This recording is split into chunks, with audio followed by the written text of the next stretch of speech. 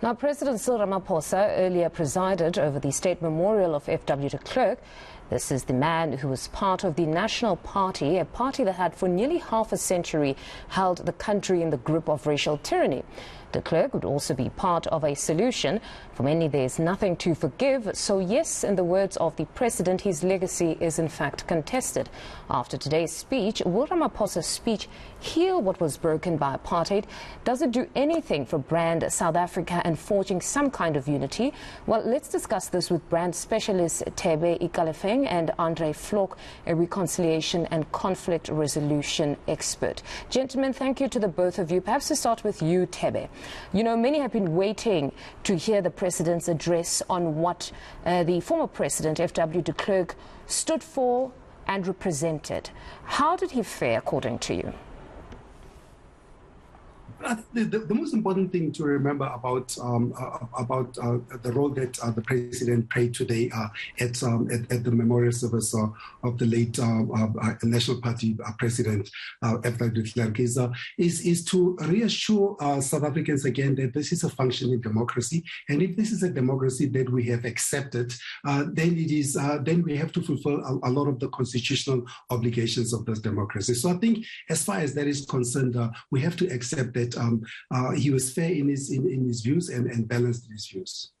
And then for you, Mr. Klerk, if you just had to observe, I mean, we thought at some point we were exemplary in terms of being a united front as South Africans, but FW de Klerk's death proved otherwise. It has actually become evident that our reconciliation project is failing. What do you make of the whole concept of reconciliation itself? Mufunda, we haven't made much progress as a nation on reconciliation. It's a crucial concept, and just our discussion here today shows us that we disagree on what reconciliation means. Some see it as some sort of a material benefit. Some tell us to move on, and you know that we need to leave that behind. We have so much work to do with reconciliation. But what would a reconciled nation actually look like, according to you? We would obviously disagree, as we've seen with the TRC process. We would disagree on that very basic principle. But for me personally, and in the work that I do, it would have components and one cannot prescribe, but personally I would like to see some elements of forgiveness, and we need to remember one very crucial thing, and that is that there can never be reconciliation without justice. And we need to, that's another concept, of course, right there, that we then need to define and sit down and speak to each other respectfully and meaningfully as well. And perhaps atonement, because I know a lot of political pundits have actually said the deceased failed to atone, and it's actually at the heart of reconciliation. Would you say or not? I don't think Mr. de Klerk did himself any favors in that regard. I think he should have been more open and more clear, more unambiguous in his request for forgiveness. But again, you know, people's opinions differ on that, and I don't think it's not really about him. This is about us. This is about us as a nation. We've got the work. We're going to pick the fruit of what we're building here, and the work, you know, it's ours. It lies on our shoulders. And then, Thebe, on your part, if we had to talk about the president, he went on to express himself on the really contentious situation or conversation around FW de Klerk, having not really, when many people say, apologies, when they say that he was left no option but to allow for the transition to democracy, President Ramaphosa said the fact that it was the struggles of the masses that forced the perpetrators of apartheid to the negotiating table did not necessarily render the contribution any less significant nor less genuine. What do you make of that? And importantly, let's confine you to your area of speciality. What will this do for Mr. Cyril Ramaphosa's brand, in fact? Because we know that many feel that, no, they were in fact their own liberators. Well, I think maybe before just focusing on particularly his brand, I think let me just add on to another part of the earlier conversation. I think it is to the masses of South Africa, it is unfair to expect that people who suffered for 48 years under apartheid and even longer under colonial South Africa should just unfortunately forget and move on with their lives. And while those who benefited from all those dark years should just move on happily. There's a lot of people who died for South Africa. There's a lot of people who sacrificed much for South Africa. So you asked the question earlier to our guest in terms of what will reconciliation look like. I think reconciliation looks like everybody else getting a fair share for what they've done. So in other words, if people have to go, there's a lot of pending cases which have to be seen through, and that's about the only time that you really accept that there's been some kind of reconciliation. And there's a lot of people who have to atone, and atonement to me is really about confessing and getting due forgiveness, and those or due sentencing or due whatever it is punishment for what you've done, because a lot of people have done that from the struggle side of South Africa. But what will it do for brand South Africa itself? For brand Ramaphosa? I think the good thing about President Ramaphosa is he always seems to strike a very good balance in terms of what the ideal South Africa is, but also not forgetting what brought us here as South Africans. So I think for him as a president, he will continue to stay as a good leadership brand that seeks to heal, that seeks to reunite, and that seeks to build a united South Africa into the future.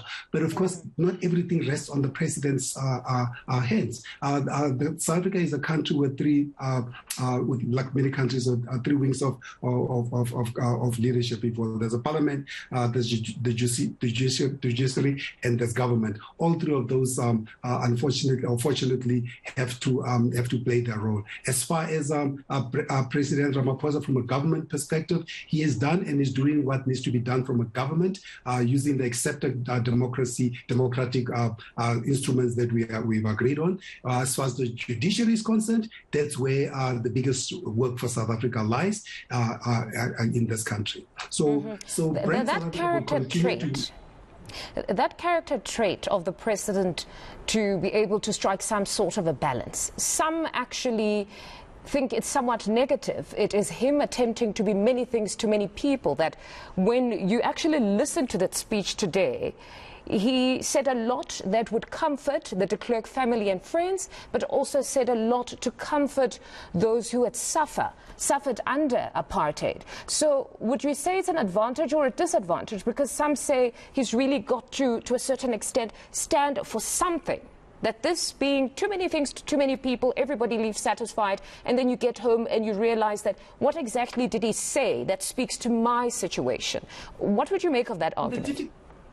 The difficult part about being a president is you become a president of a country, not a president of a party. Yes, you come with a mandate from a party. So that's why he has to unfortunately strike that balance, because that's what he represents. And when he became president, and many times he said he's the president of the Republic of South Africa. So it is left now to the political parties to advance the different points of view. So I think we should not just blame Cyril Ramaphosa as far as this is concerned, because Nelson Mandela pretty much also adopted a similar stance, if you will.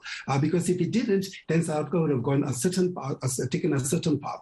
I think what the successive presidents have tried to do, including Jacob, including Thabo Mbeki, is to try and reimagine what a South Africa that is at peace, a South Africa that is united will look like. And while considering that they have to balance the fact that there are wounded South Africans that also want to see justice. And that's why I said that other second part of South Africa's governance, which is the judiciary, probably also has to do its work. And unfortunately, I'm not sure its work has been done as well as it could have been. I think we've seen in the last few weeks accusations of so many cases at the NPA relating to apartheid era crimes not being are not being prosecuted. So until that happens, nobody's ever going to feel that any justice has been achieved in this country.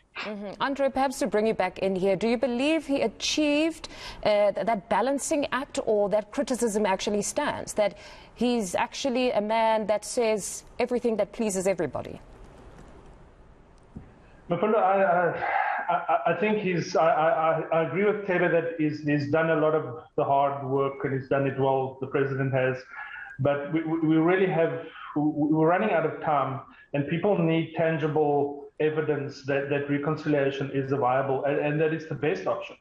There's a lot of us, I think most of us are rooting for reconciliation, but we need to deliver. People need to see that it's more than just a TV show, that it's more than just nice words, that they need to start feeling and living reconciliation in their daily lives. Or else we're going to have too many people running out of patience with the project. As laudable as the project is, it really needs to start delivering some tangibles. And I think that's, with all respect, I think that's where the president is. I hope I'm wrong, but I sometimes get the sense that he believes that we've got more time than what we may have. And then on to the speech again, he added that we can never state with certainty that the course our country would have taken if that negotiated settlement was not made. Assessing the mood right now, would this statement land well? Well, it's never going to land well in the South Africa that we are in today. The reason it's not going to land well is you're looking at the levels of the unemployment at almost 40%. Of course, it's exacerbated by COVID and many others. You're looking at the state in which many South Africans live right now in terms of the increasing between inequality and poverty, between the haves and the have-nots. Those are definitely not going to land well and that's just the socio-economic part of it. Of course, then there's what you've said, the judicial part of it, in terms of there are still lots of families today who are grieving. So you've got the grief of the families and many of who have lost many, and then you've got on the one hand the promise of a new South Africa has not necessarily materialized to the extent that most of us or most people actually expected. So that's why the president is such a difficult situation. Of course, one could always say if there's one thing President Ramaphosa can perhaps do better is perhaps to add a bit more action to his words. There's no question he's a great orator. He's got great vision and is great good hopes for South Africa. But of course, you get complicated that being a leader of a party and leader of a country with multiple parties, that you are constantly balancing different interests. So then there is a choice to make. The choice to make is, do we go the dictatorial way and then we just go one way and completely do that, or do we find laissez-faire way, which in many ways you could almost say we're in?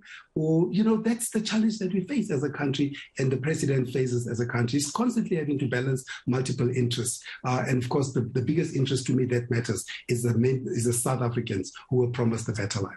And then what do you make of the reparations argument? Because some have said that we absolutely cannot afford the reparations. What do you make of that? Well, you've got one big other problem.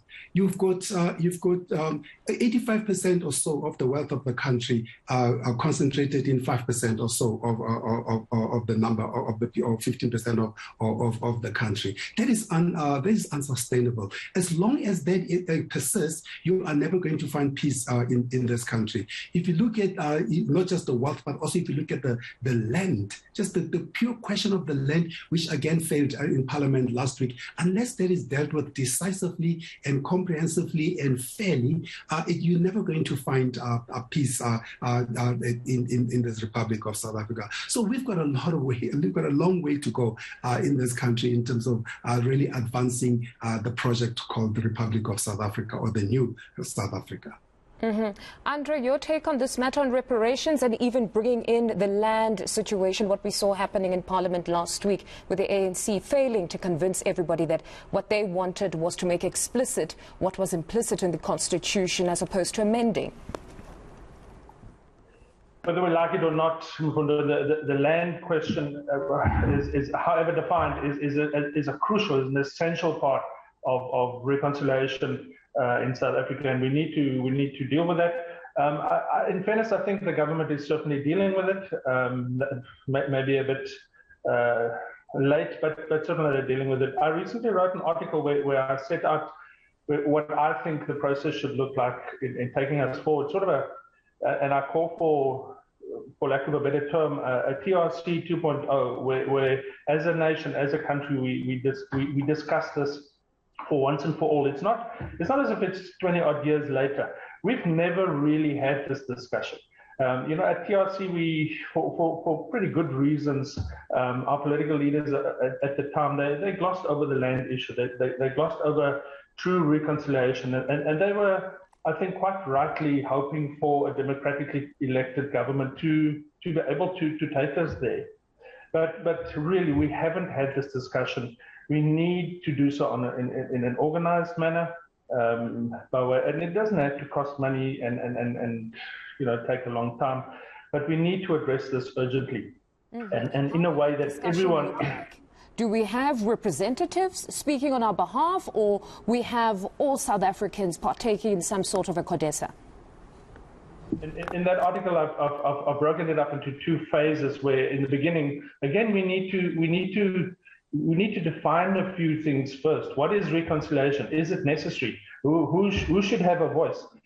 Is it just political parties? What about street communities? What about religious organizations? What about small political parties? So we need to have those discussions first. And I think once we've got a level of clarity and a loose consensus on that, we can go to a second phase where we decide who now has places at that table and what is it that we discuss. It doesn't have to be confrontational. It can be a healthy process. It's one that's long overdue. It can be assisted by mediators, by experienced people. We see examples of this the world over. Reconciliation is necessary. If we don't have reconciliation, we're going to have additional trouble in this country. So it's not a nice to have. I think really it is crucial. Really, and if we have all these other commissions, apologies, can we be asking if reconciliation is necessary, or that one is a given, it is necessary, but then what will it look like? What needs to happen for citizens to reconcile? Is that not really the bigger question that here, are we talking reparations, we're talking prosecutions, is that not really where we should be at? That yes, reconciliation is needed because a united South Africa can move forward as opposed to a divided South Africa, but then in what form should reconciliation look like? Would that not really be the question here? It is one that we need to discuss at a forum like that. It can never be imposed. It will be a mistake it will be a definitional mistake right from the beginning if the government, for example, or Mr. Ramaphosa says, this is how our reconciliation process will work from here on. In itself, that will lead to problems. So it's got to be a South African product, something that we engineer from the ground up, and every voice will have to be heard in that process. Everyone will have to have a valuable voice in that, or else we start off on the wrong foot. Tebe, do you think we need that type of a session where South Africans participate broadly on this matter of reconciliation? Well, I think we've gone through that already. We had the TRC already. We cannot have another TRC in 2022 or 2021. But many have criticized. They said it really didn't achieve what it set out to achieve. So that's why Andre is calling it 2.0, where it's a second attempt. But we know what is supposed to have achieved. What is supposed to have achieved should have been one reparation. One should have been people should have come forward and confessed to their evil deeds. Second, there should have been reparations. And third, people that should have been held accountable. What that accountable means, that is where we are right now. And third, South African, you are part of really moving South Africa forward is there needs to be some equity in terms of how we resolve the problem of land and the problem of wealth in the country. So again, you say it should have been this and that, but it wasn't. So what would be the solution now? Because again, I still state that a reconciled South Africa is a South Africa that can progress. But right now we know that the divisions are widening daily. And now we've got a lot of elements, like you said, unemployment, corruption, you name it. So all of these things feed into that division of inequality. So something needs to happen. We need decisive leadership. We need a clarity of what South Africa really should look like. We need to ensure that the promises that we made to the South Africans in 1990 or so, when we at the Codesa, in 94, when we voted for the new government or new South Africa, that many of those promises happen. We need to ensure that every South African who's been aggrieved, and right now every South African has been aggrieved, whether it's aggrieved from a judicial perspective or aggrieved from a wealth perspective, from a land perspective. So all those need to happen, but they're not going to happen through beautiful speeches and beautiful TRCs. Right now, we're at a point in the country where we really need to move forward decisively. So you see, so if there's any element to the president's brand that we need to up, I guess it's that decisiveness in terms of making decisions. Yes, he's going to, by doing that, he's probably going to cause a lot of unhappiness in many areas. But I think the president's primary concern and focus should be the people of South Africa, and 95% or so of the people of South Africa have been hard done. No, gentlemen, I can officially say the concept of reconciliation is a very difficult one. But thank you very much to the both of you. That's brand specialist Tebe Ikalefeng and Andre Klerk, a reconciliation and conflict resolution expert.